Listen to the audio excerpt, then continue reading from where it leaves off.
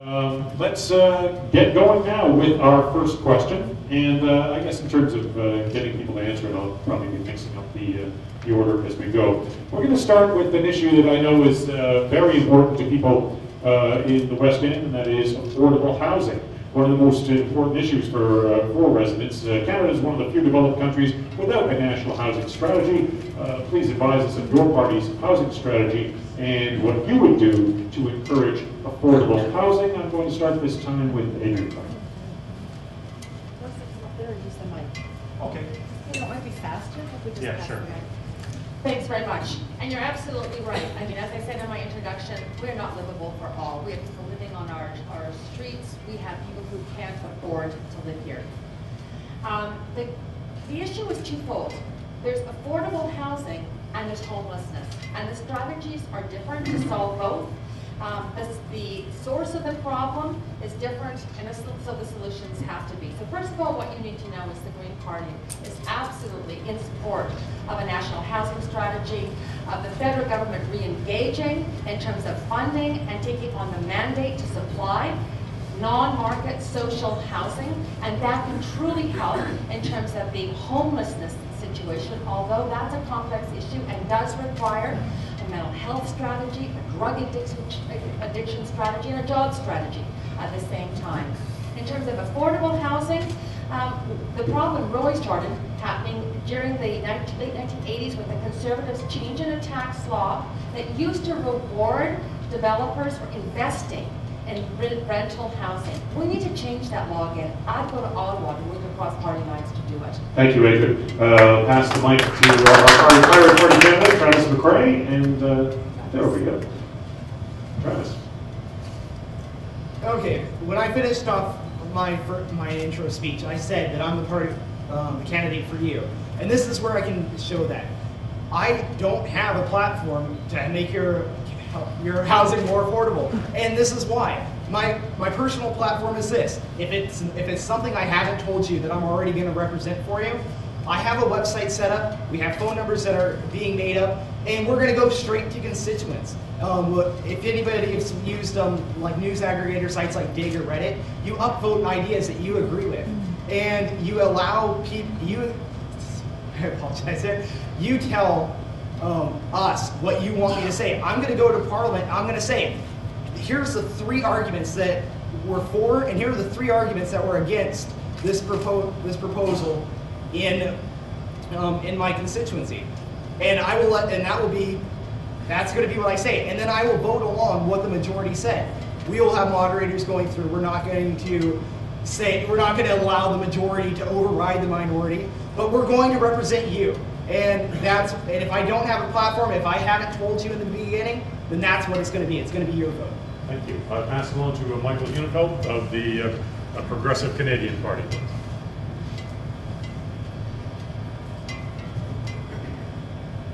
My view regarding affordable housing is that the federal government, on one hand, should be careful, yes, about increasing. Should be very careful about increasing the tax load on individuals and on small businesses. That is one thing that the federal government can do. Another thing that the federal government can do is to cooperate better with provinces and municipalities to not offload so many of the costs that the federal government has been offloading a lot of costs to the provinces, to the municipalities. That has to stop. Federal government has to restore funding so that municipalities and provinces do not have to increase taxes on their citizens at their levels of government. Yes, the federal government should be more involved and should cooperate with different levels of government and communities. Thank you. Thank you, Michael. I'll pass it on to Hetty Fry, please. Thank you. Sorry, it's on. Is it on? I think it sounds like yes.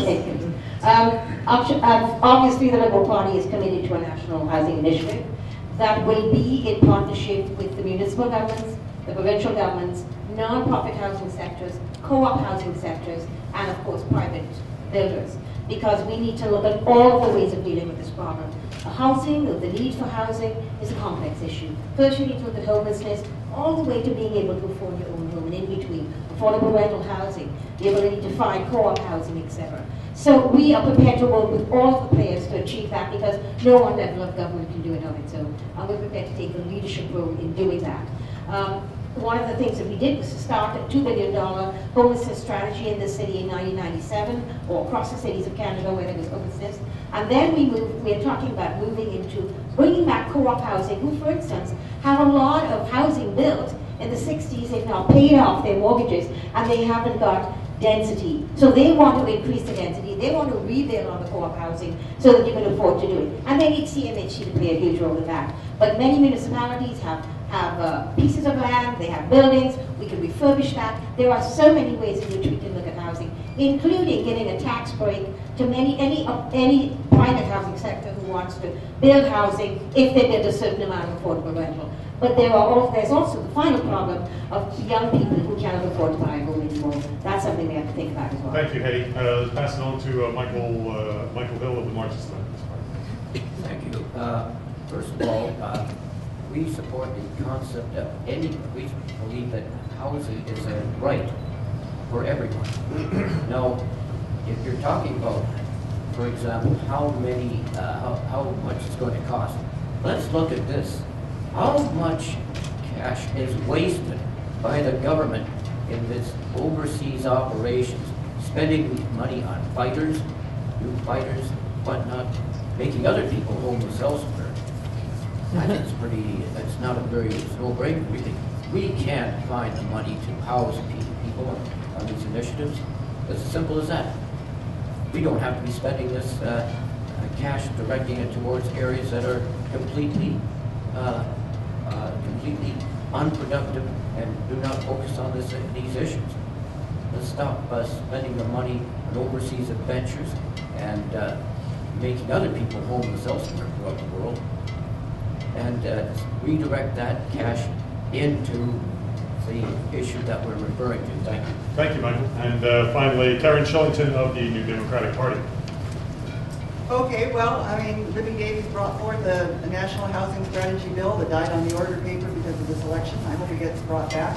It's kind of interesting to me that the Liberal candidate says that she's in favor of a national housing strategy. It seems to me that was part of what was canceled in the 1995 social transfer changes that changed the whole social safety net in this country. The New Democrat Party would bring back the WERA program, something I took advantage of. It's a great program, and also housing initiatives. And more money. I mean, it's been underfunded for so long in social housing that even the co-ops that do exist, they haven't been upgraded in time. I'm a little bit concerned that Hetty is talking about densifying the co-ops. That sounds like one going to be torn down. And as we see in Little Mountain, sometimes things don't come together, and then you don't have any social housing at all. But the New Democratic Party has always believed in affordable housing, but it's a complicated issue, and it's true that homelessness is related, but not directly related. A lot of us are managing to house ourselves while paying 80% of our income to rent. That's the situation that I have. But just in closing, I would like to say that we need some mechanism to have apartment buildings built, because there hasn't been any apartment buildings built since the early 80s. And I'm not sure, though, that the MERV, I think is what Adrian Carter is talking about, from the 70s, is the correct tool. I think we get a tool for the 21st century. We are moving on now to another question, which deals with energy strategy and climate change. We have heard a great deal about climate change. We have heard a great deal about the limits of resources. And it's been said that other countries are moving ahead of Canada in terms of encouraging low-carbon energy systems that have created significant new employment opportunities in other countries. So the question is, if elected, what are you going to do about federal energy strategy and renewable resources? I am going to start this time where we ended last time, which was with Karen Shillington of the New Democratic.